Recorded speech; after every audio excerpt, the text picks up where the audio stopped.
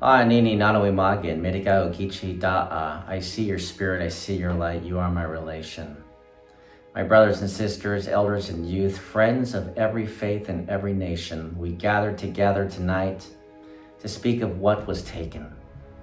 Not only our lands, not only our languages, but our records, our ceremonies, our very memory of who we were.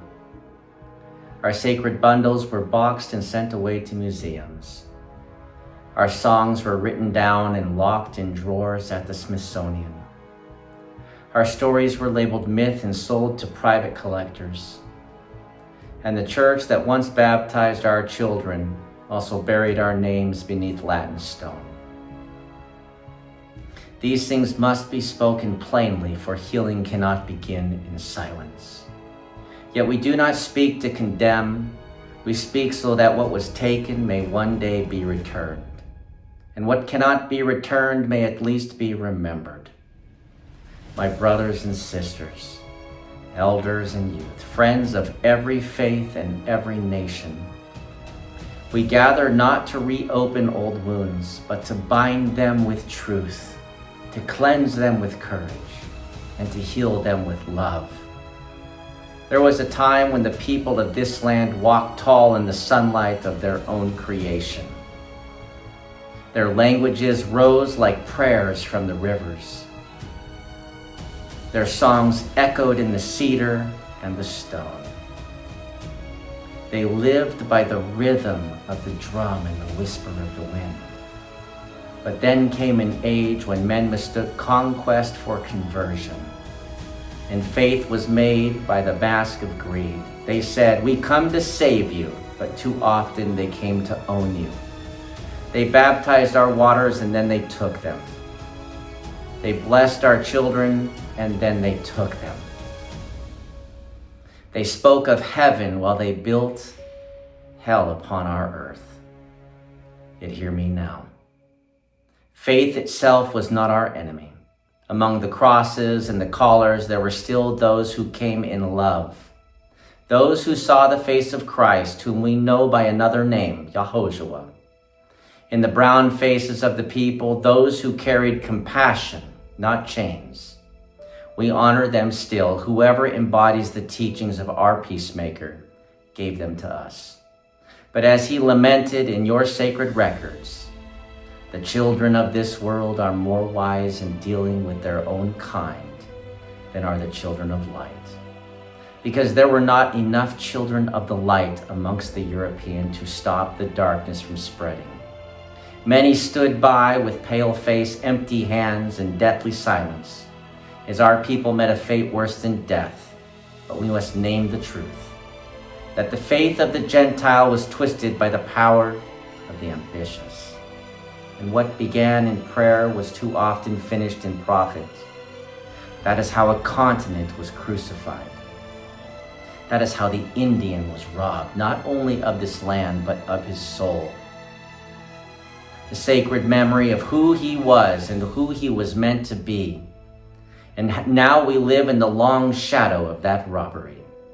We walk amongst the ruins of languages unspoken, of mothers forbidden to sing the songs of their grandmothers, of fathers whose hands were bound by laws that made them strangers to their own children. Some of those children are alive today, still trembling with the echo of the boarding school bell, still wondering why the God of love required so much silence. But I say to you tonight, we have come to return what was taken.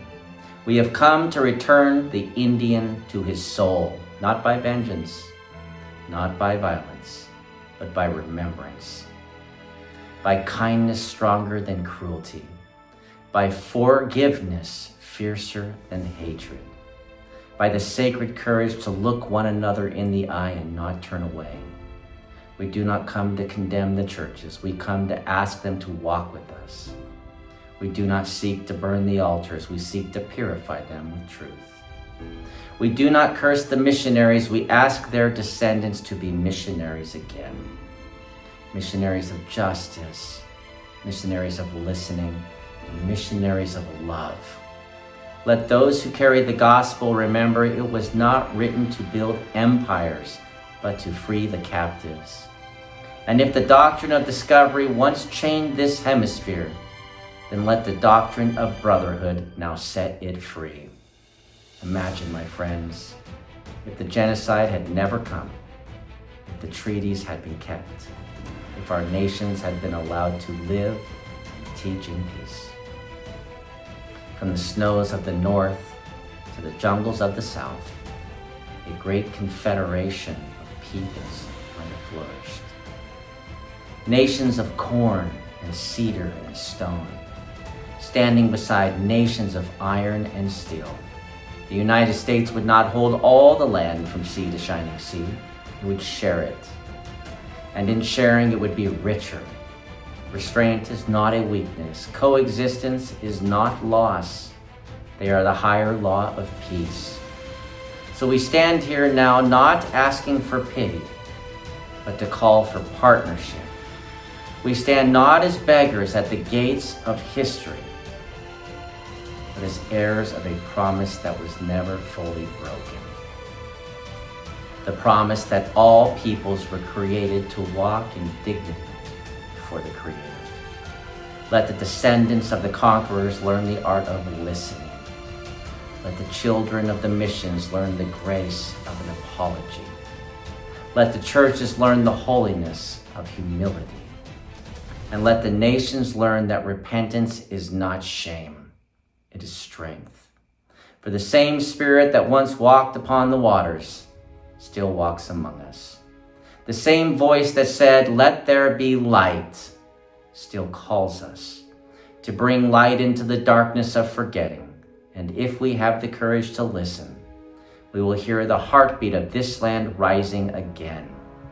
The drum that never died, the song that never ceased, the soul that cannot be stolen no more. My brothers and sisters, the time of silence is over. The time of healing is here. Let us build the world that should have been a world where faith and freedom walk hand in hand, where no child is taken from her mother's arms, where no people must hide the language of their prayers, and where every nation may lift its eyes to heaven and say, "We are still here. We are still sacred. We are still one." Return the Indian his soul, and you will redeem your own. To my people, they say we are not the ones, but we say the Great Spirit is in the air we breathe, in the birds, the bees, the flowers, and the trees, and you equally. I know it hurts and it angers to never feel free, to think of what has been taken, the lost night of dreams, of swift feet on open land, the sound of the drums where the teepees stand, the call of the hunt and the buffalo breath, on frosted earth, and you can never forget. They cannot take away what is in your heart. There is no losing what was never theirs. Yet amidst the disillusion of the little that is left, too many worry if their blood is enough to come home. Unity is the Creator's great gift, that sacred red road from your Creator to the sparkling stars of your grandchild's eyes. Can you still hear your Creator's voice upon the wind? Do you see that eagle soaring high upon the skies calling for you, us, to wipe the tears from tomorrow's years and be free? It's time for us to be free. We will be releasing all of our sacred records, all of those sacred things, that history that we have maintained for millennia, so that we can come together again as one human family. Until next time, Bamapi, we'll see you soon.